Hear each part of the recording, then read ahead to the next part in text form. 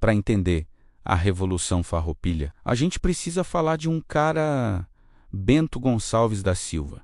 Ele não foi só um general, ele foi o coração da resistência gaúcha. Se a guerra durou 10 anos, acredite, foi muito por causa da teimosia e do carisma desse homem. Bento não era um revolucionário profissional. Ele era um homem do campo, um estancieiro rico, mas com uma bagagem militar pesada, forjada nas guerras de fronteira, como a Guerra da Cisplatina. Ele tinha o que se chama de liderança natural. Os peões, os trabalhadores das estâncias, não o seguiam por obrigação, mas por uma lealdade quase pessoal. Era o tipo de líder que inspirava confiança só com um olhar. E o mais curioso é que ele chegou a ser amigo pessoal do imperador Dom Pedro I, mas a amizade não o impediu de se tornar o maior crítico das políticas do império, que estavam, na visão dele,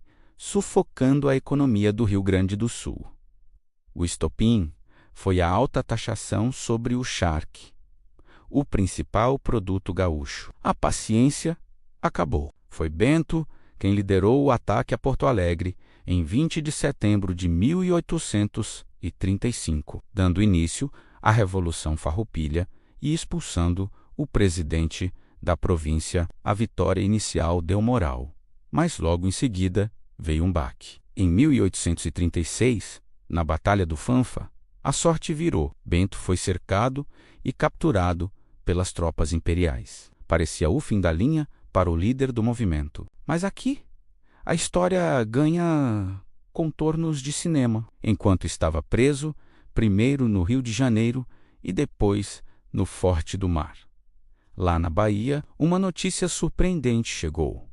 Os farrapos o haviam elegido presidente da recém-declarada República Rio-Grandense. Isso mesmo, o presidente estava na cadeia. Essa eleição foi um ato de desafio, uma mensagem clara ao império de que a luta continuava, com ou sem seu líder em campo. A prisão, no entanto, não duraria para sempre. Com a ajuda fundamental da maçonaria, da qual ele fazia parte, Bento protagonizou uma fuga espetacular em 1837.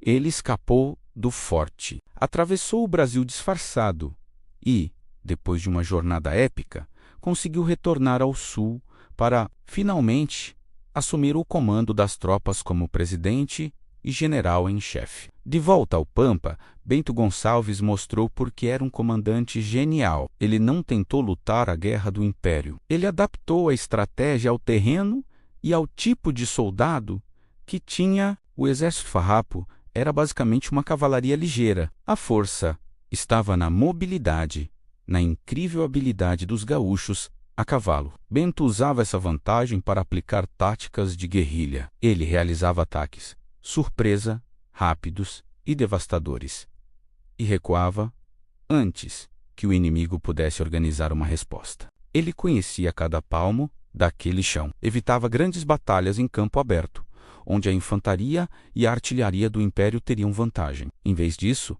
atraía as tropas imperiais para terrenos difíceis, como Banhados e Cosilhas, onde a pesada cavalaria inimiga simplesmente não conseguia manobrar. Era a inteligência tática superando a força bruta. Mas nem tudo era união e vitórias. A guerra era longa, desgastante, e as divergências internas começaram a aparecer. Com o passar dos anos, o comando de Bento foi questionado por outros líderes farrapos, como Onofre Pires.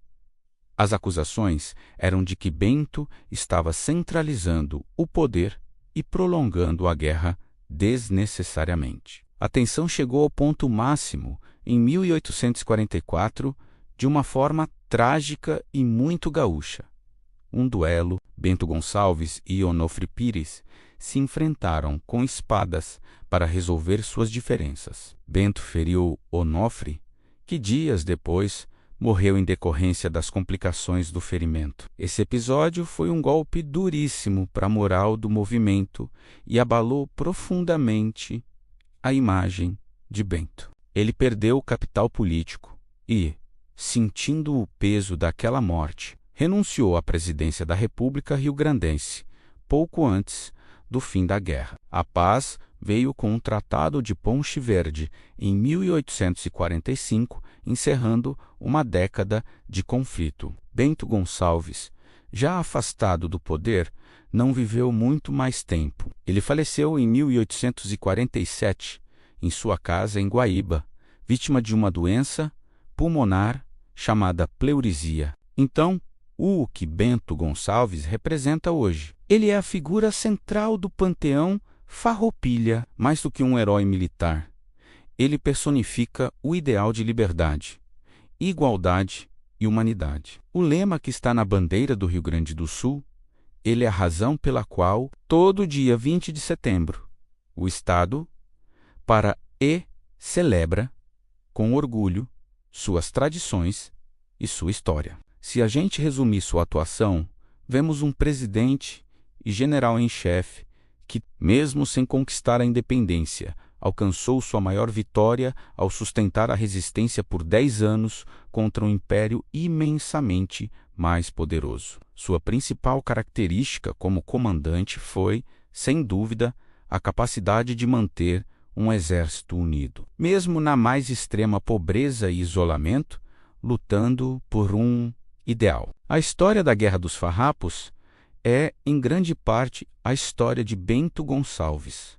Obrigado por assistir. Se você gostou de conhecer mais sobre esse personagem fundamental da nossa história, não se esqueça de deixar seu like, se inscrever no canal e ativar o sininho para não perder os próximos vídeos. Até a próxima!